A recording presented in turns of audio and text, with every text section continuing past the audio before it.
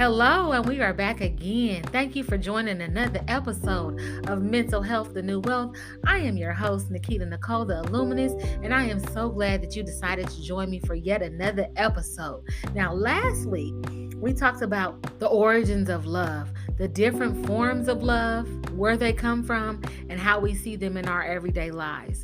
In that episode, I promised you a snippet on the origins of where Valentine's came from back in the day, how we use it today, and thoughts about how we can use it moving forward in the future. Love is not something that you should get one day out of the year, but it's something that should be expressed 365 days a year, 24 hours in a day. It's not something to be lulled over anyone's head or to be used as manipulation. Love is the pure form of God energy that flows through us on an everyday basis. So we should be able to share that freely one to another.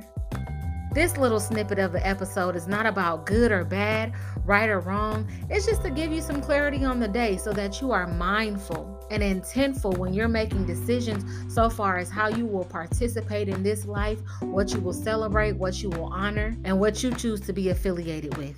My only job here on this podcast is to help you to gain clarity and understanding and the things going on around you, how they affect you, and what you can do to be the greatest form of yourself.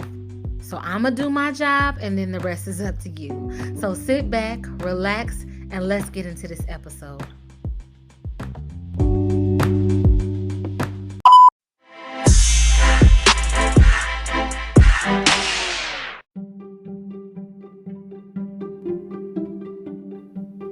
Valentine's Day is represented February 14th of each year. However, the way in which we celebrate it now is way different from how it began.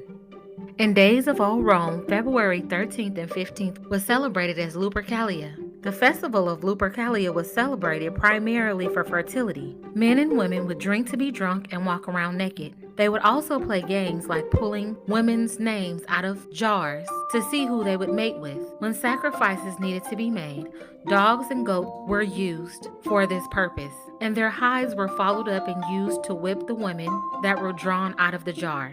This tradition had gone on for quite some time until Pope Gallicis named Valentine's Day the now Valentine's Day in 1496 AD, after Saint Valentine, which was a Christian minister who ministered to the prisoners in the Roman Empire. It was said that Saint Valentine's went to and fro ministering the good news of Christianity to those who were in prison, the blind daughter of the jailkeeper. Later, on the day of his execution, which was also February 14th, he wrote a letter signing it to her, Saint Valentine. After naming February 14th Saint Valentine's Day in the Pope's attempt to erase the traditions of the pagan holiday Lupercalia has been celebrated from this day to that. So in fact, the day of Valentine's Day was not celebrated for love at all.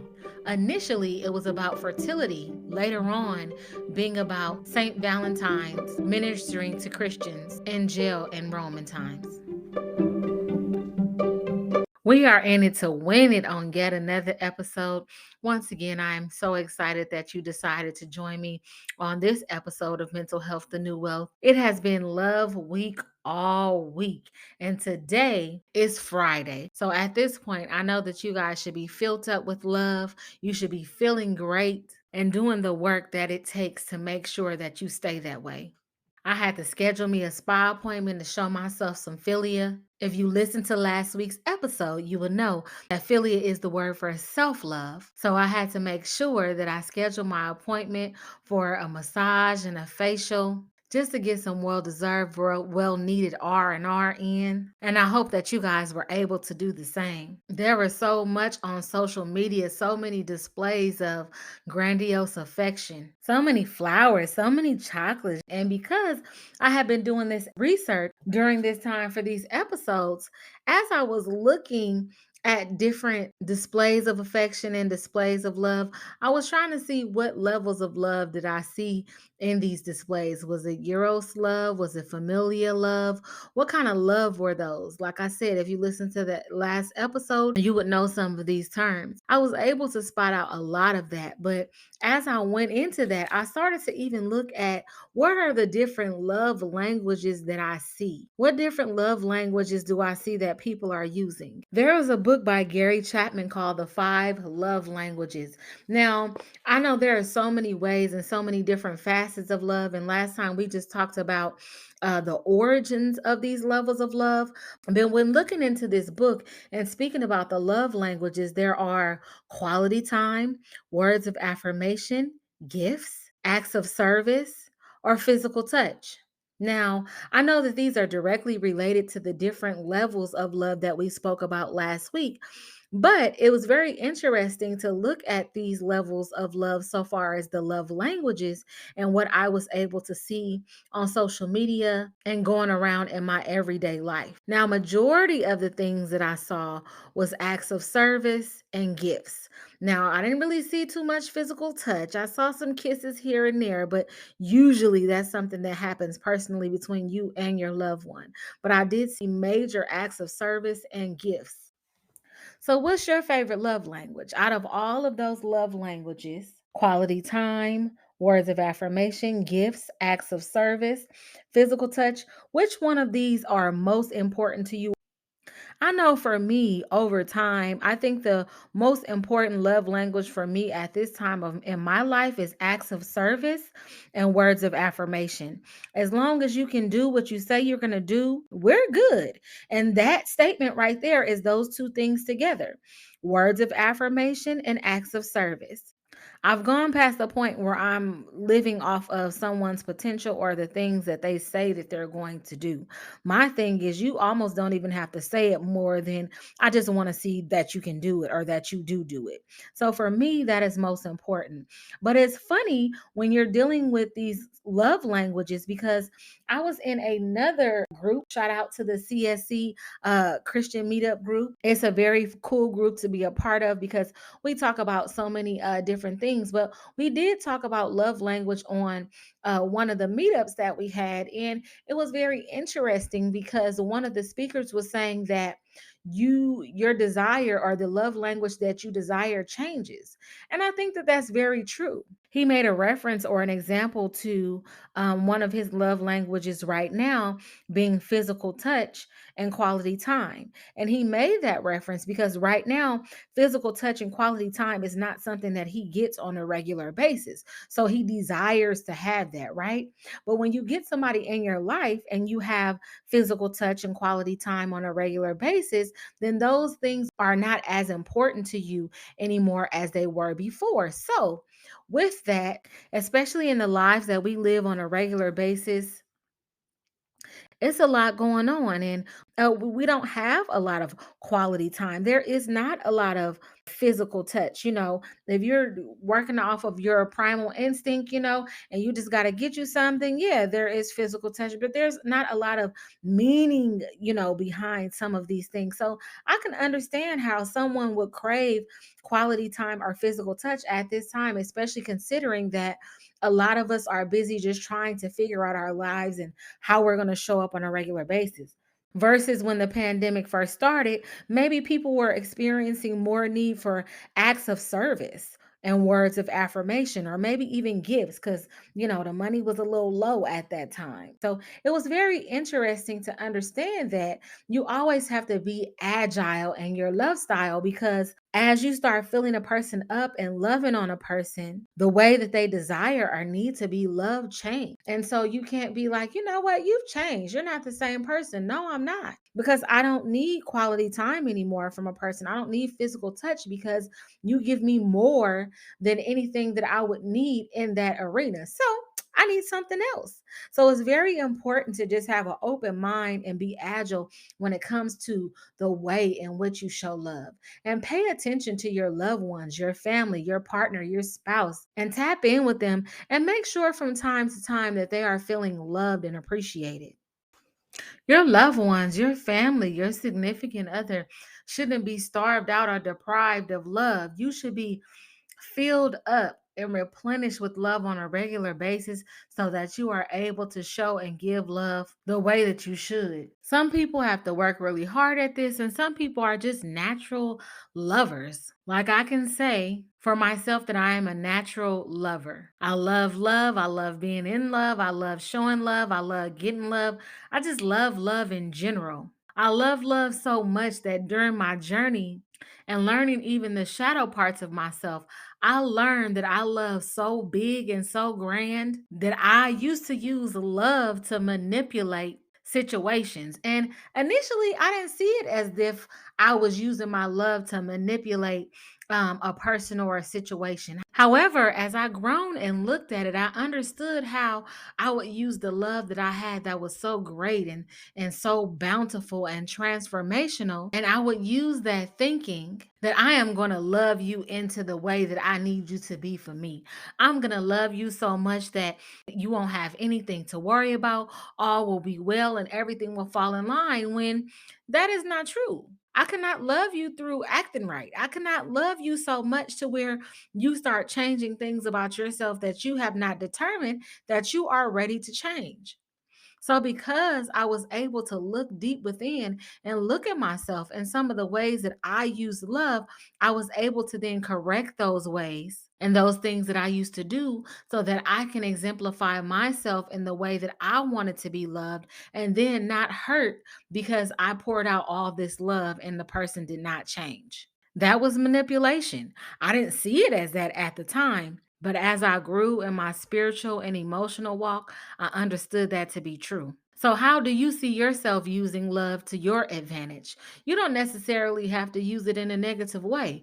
That was just an example of a way that I knew that I used love. But at the time, I didn't know. All I knew was I saw my love and my love that I have for people transform people. I saw the love that I have change people's lives, not even trying to, just being consistently me, just making sure to love a person in the way that I wanted to be loved. It was nothing to me to do that. But in the end, it was not a positive outcome because I discovered that I was using my love as a weapon to control, which in turn was not a great thing. So I hope that you guys are loving each other fully and wholly with no strings attached. You shouldn't have to wait till February 14th to get the love that you want to see or feel the love that you want to feel. It should be exemplified to you every day of your life, especially if you're in a relationship with friends or significant others. Our purpose in this life is to connect with like minded individuals and express and show love one to another, encouraging each of us to be the best forms of ourselves that we can be. And if the connections that you have with people are not doing that, then why are you in connection with them? Why are you in relation with them? If you cannot show me unconditional love and I show you unconditional love on a regular basis, then we have nothing to connect about. We have nothing in common. And before I start with anyone else, I have to start with me first. So I don't particularly celebrate Valentine's Day. However, I definitely did make myself a massage appointment for the future. I make sure that I love on myself and rest and do the things that make sure that I am balanced mentally, spiritually, physically, and emotionally on a regular basis. And I can say that I was excited this year because I was not triggered. I know years before I would look at different displays of love or people on social media or just different scenarios and situations, and I would be looking like, y'all real fake. You know, you waited until Valentine's Day to show love. But this year, I was so excited that I was so healed and whole this year that I did not actually have any triggers or felt any type of way about the displays of love that I was able to see this year. I more so looked at the different levels of love that I saw, how they were displayed, and then looked at the different levels of love languages that I was able to see in different facets of love that I saw. So I was pretty excited that that was not the case, which means that your girl is healing. Your girl is pushing forward and your girl is doing the work. And that is why I am doing these podcasts for you as well, because my objective It's for us to do the work collectively so that we can be the best versions of ourselves, not only for ourselves, but for one another. I hope if you exemplified Eros love or you had physical touch this past week, I hope that you utilize it to the best of its ability. You know, physical touch, especially sexual touch and orgasm, is the greatest energy for manifestation. I hope you are mindful and intentful of these connections because it was actually designed to be the most powerful form of kinetic collective energy. So now that you know, you have the responsibility to use that energy for good. We don't want to continue to manifest low vibrational things, sneaky links and hookups, and not respecting each other's personal space and having bad spiritual hygiene. We want to make sure that we are using this kinetic energy to bring about the best things in life. I know that I want to. So now that all is said and done, don't pipe your love down. Make sure you keep your love piped up and keep that same energy that you had when you put all the plans into making sure that your Valentine's was everything that you wanted it to be for you and your loved ones.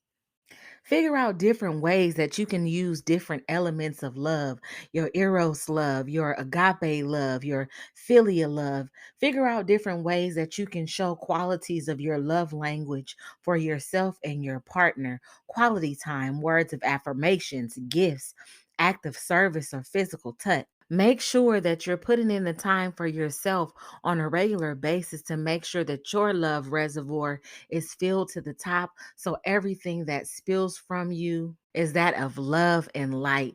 Thank you so much for tapping into this episode. This was your snippet. As I promised you last week, we will definitely be coming next week again with more fire, more fire, more fire. We did really, really good just being consistent in the first season of the new year, just starting the beginning of January. I will continue to be consistent. I will continue to give you more interesting, intricate topics about mental health and the effects that it has on us, things that we can do to help stay on the side of balance when it comes to our mental health, mental stability. And I will continue to break down the shame and stigma that comes along with mental health difficulties and disorders, especially in urban communities. If there is any topic that you are interested in or you want to hear about, any mental difficulty or disorder that you want me to discuss on this show, please DM me on Instagram at Mental Health The New Wealth. Stay tuned because this spring and summer, we're going to have some hot affiliations that's going to not only allow us to understand ourselves and each other and have fun, but also mingle one to another and get back to direct connection and communication. So definitely look forward to that. And although there are so many different variations of love, what love is and how we understand love, always remember love is patient, love is kind. It does not envy, it does not boast, it is not proud, it does not dishonor others, it is not self seeking, it is not easily angered, it keeps no record of wrong. Love does not delight in evil, but rejoices with truth. It always protects, always trusts, always hopes, and always preserves. Love never fails, and neither will we as long as we understand our mental health is the new wealth.